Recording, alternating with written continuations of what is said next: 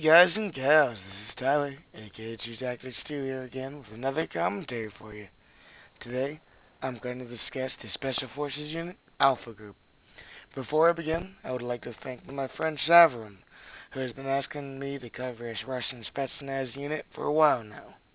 This group has been featured in popular culture, including the games Republic the Revolution, Alpha Anti-Terror, and Medal of Honor Warfighter. Alpha Group is an elite standalone unit of Russia's Special Forces. Alpha is under the authority of the Special Operations Center of the FSB, which is the main domestic intelligence agency of the Russian Federation, and is the main successor of the KGB. While Alpha's main mission is as a counterterrorism and hostage rescue unit, they can also be deployed on a variety of special operations missions, including assassinations and sabotage. Alpha Group was established on July 28, 1974, under the order of KGB Chairman Yuri Andropov. The aim of the group was to increase defense capabilities and counterterrorism in the Soviet Union. The first major mission carried out by Alpha was in 1979, when the Soviet forces launched the mission Storm 333. This was a surprise attack on the house of Hafizullah Amin, the president of Afghanistan. The composition of the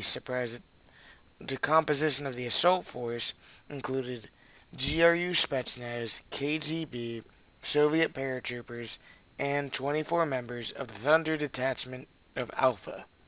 According to Russian services, this highly trained unit performed extremely well during the mission and suffered the smallest amount of casualties among all the forces who participated in the raid, losing only 2 members.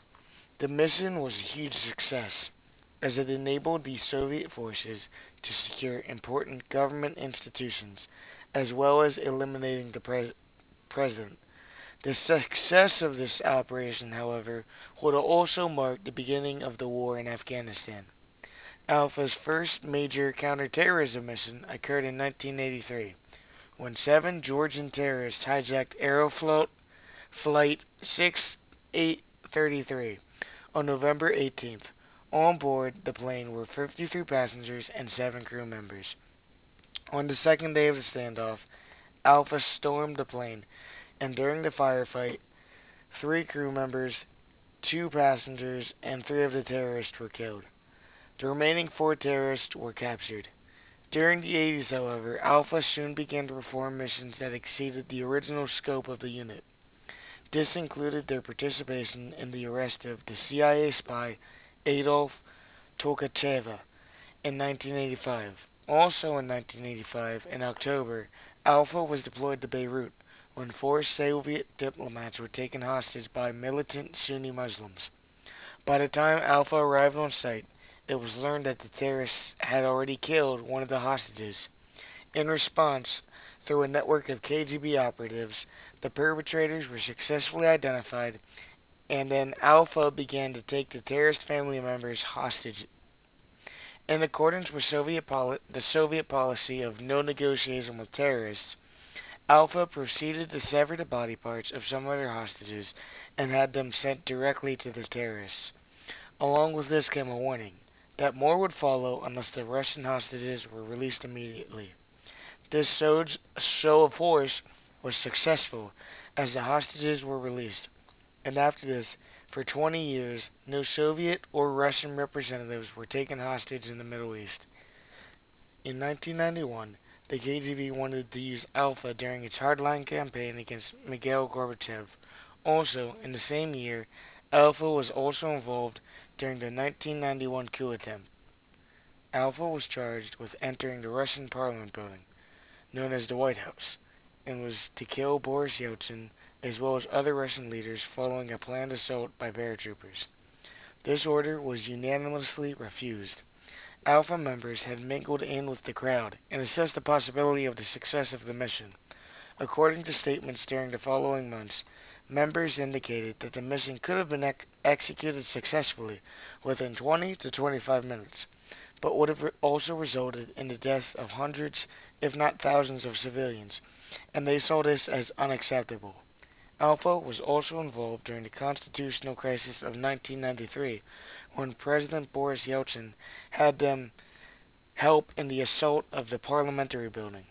Alpha was also involved in the First Chechen War during 1994 to 1996, and they were also involved in the Second Chechen War from 1999 to 2009. Another major operation Alpha took part in occurred in October of 2002 when 40 terrorists wearing explosives stormed a theater in Moscow, and this resulted in a standoff. 3 days later, the building was assaulted by a combined group of Alpha and Wimpel.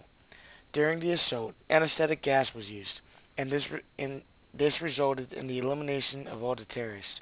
However, due to poor organization of medical treatment, 129 of the hostages died after the assault. The last major counter-terrorist operation by Alpha occurred in 2004. This was the Balon school hostage crisis, where a group of armed Islamic separatist militants occupied school number 1 in the town of Balon and took over 1,100 people hostage. A 3 day standoff ensued, and on the third day, Russian forces, including Alfa Group, assaulted the school. During the crisis, at least 334 hostages were killed. However, this mission was seen as a success, and many survivors and relatives were grateful for the members of Alpha Group who participated in the rescue. Alpha was also involved in the 2008 South Ossetia War.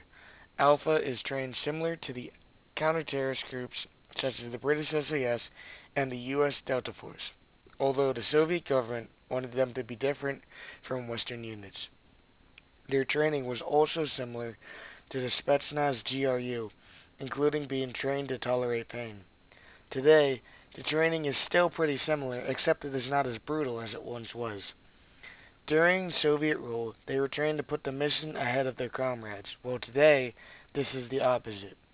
Alpha is also trained in climbing, rappelling, hostage rescue, demolition, parachuting, chemical warfare, underwater tactics, sniping, tactical intelligence, the ability to operate all types of vehicles, negotiating, and the ability to operate in a large variety of environments. Alpha is currently thought to be composed of 700 members. 400 are assigned to Moscow, and the remaining 300 are stationed in various other cities. Alpha's outfit usually consists of black clothing with modern technology such as night vision goggles, grenade holsters, and weapons packs. Alpha has also been known to wear uniforms similar to those of ground forces, and also uniforms that allow them to blend in with any environment they are operating in. Off the battlefield, Alpha members have been known to wear uniforms that are similar to those of Russian airborne troops. Alpha members have also been known to use face masks to prevent identification and are also known for wearing large helmets with face protection. Alpha is well funded and is outfitted with top of the line weapons and equipment. Weapons that they have been known to use include the AS-VAL integrally suppressed assault rifles, VSS Vintorez integrally suppressed semi-auto sniper rifles, SV-98 bolt-action sniper rifles, Dragunov SVD semi-auto sniper rifles, Dragunov SVU bullpup semi-auto sniper rifles, the MP443 Glock semi-auto pistol, AK-103 assault rifles, AK-105 assault rifles, GP-25 underslung grenade launchers, AK-74M assault rifles, AKS-74U compact assault rifles, AN-94 assault rifles, A-91 bullpup assault rifles, OTS-14 Groza bullpup assault rifles, PKP Petzenig light machine guns, SR-3 Vickers compact assault rifles, VSK-94 compact silent semi-auto sniper rifles, PP-19 submachine guns, PP-2000 submachine guns, Makarov pistols, Saiga-12 semi-auto shotguns, APS underwater assault rifles, and SPP-1 underwater pistols. They have also been known to be issued ballistic knives. Alpha Group will eventually also have access to the new AK-12 assault rifle when it enters production. Now, that brings an end to this commentary, guys and gals. I would again like to thank Savram and would like to remind you that I am always open to suggestions, and I always enjoy doing them. As always, this has been True Tactics 2, signing off.